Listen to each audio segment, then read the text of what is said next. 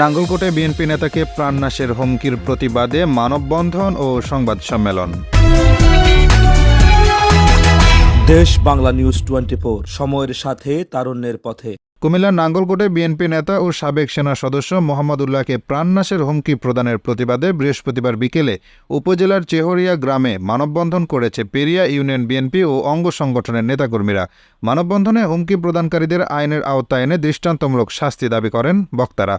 মানববন্ধন ও সংবাদ সম্মেলনে উপস্থিত ছিলেন কুমিল্লা দক্ষিণ জেলা শহীদ জিয়া স্মৃতি সংসদ প্রচার ও প্রকাশনা সম্পাদক মহসিন হোসেন টিটু, সাবেক মেম্বার আনোয়ার হোসেন, বিএনপি নেতা গাজী আবু জাফর, উপজেলা স্বেচ্ছাসেবক দল সিনিয়র সহসভাপতি ইসরাফিল খান, উপজেলা যুবদল নেতা আফজাল হোসেন মজুমদার, সোহেল রানা মজুমদার, শহীদুল ইসলাম, গাজী নজির আহমদ, সোহেল, গাজী রিয়াদ, ছাত্রদল নেতা গাজী রাফি সহ আরও অনেকে। মানববন্ধন ও সংবাদ সম্মেলনে সাবেক সেনা সদস্য মোহাম্মদ উল্লাহ বলেন, প্রিয় সাংবাদিক বৃন্দু, আমি মোহাম্মদ উল্লাহ, সাবেক সেনা সদস্য, গ্রাম চেহরিয়া, পের ইউনিয়ন, উপজেলা নাঙ্গলকোট, জেলা কুমিল্লা।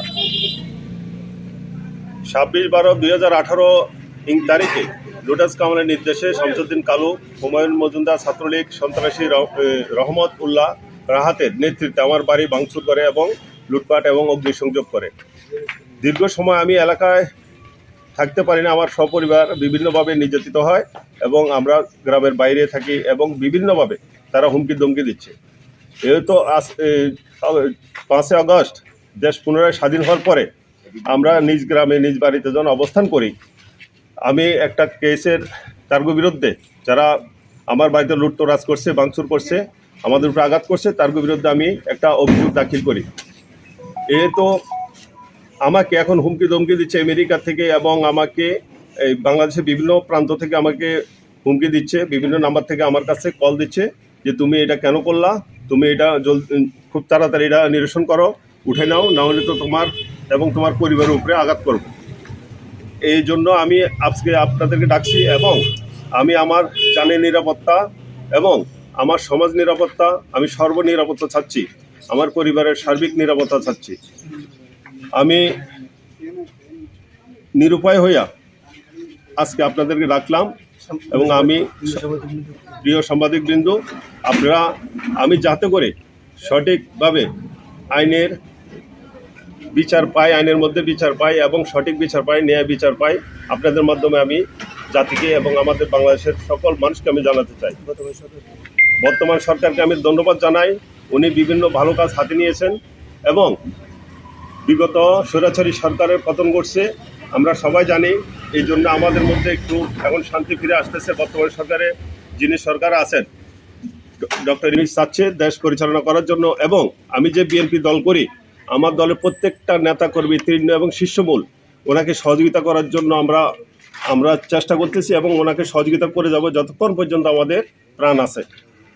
ধন্যবাদ জানাচ্ছি আপনাদেরকে এবং আমি এটা বলতে চাই যে আমার বিরুদ্ধে যারা হুমকি দমকি দিচ্ছে,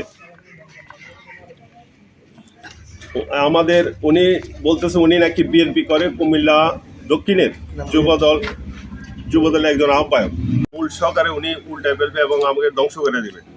যেহেতু আমি আমার জানের নিরাপত্তা, আমি চাচ্ছি আমার পরিবারের নিরাপত্তা চাই, আপনাদের কাছে আমি অভিযোগটা জানালাম এবং আমি মামলা করছি, আমার মামলা চলবে।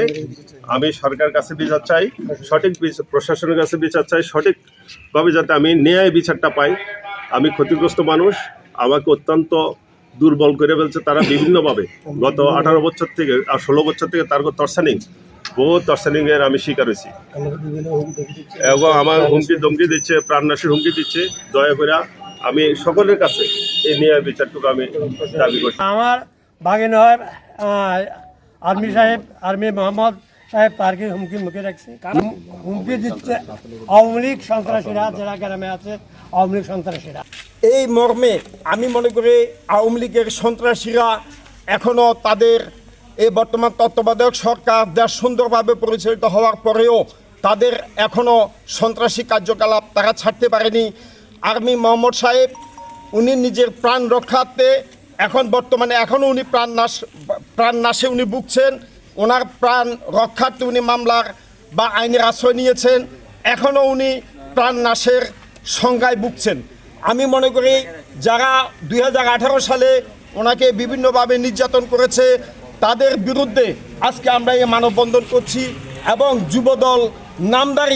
যুবদল নামদারি সন্ত্রাসী যারা আওয়ামী লীগের ছত্র ছায়া থেকে আজকে আর্মি মোহাম্মদ সাহেবকে এইভাবে তার পরিবার পরিজনকে দেশ ছাড়া করার আজকে উদ্যোগ নিয়েছে, ওই সমস্ত যুবদল নামদারি সন্ত্রাসীদেরকে বিএনপির সাংগঠনিক সংগঠন থেকে তাদেরকে বয়কট করার জন্য আমি বিএনপির প্রতি উদাত্ত আহ্বান জানিয়ে দেশ বাংলা নিউজ 24 সময়ের সাথে তারুণ্যের পথে।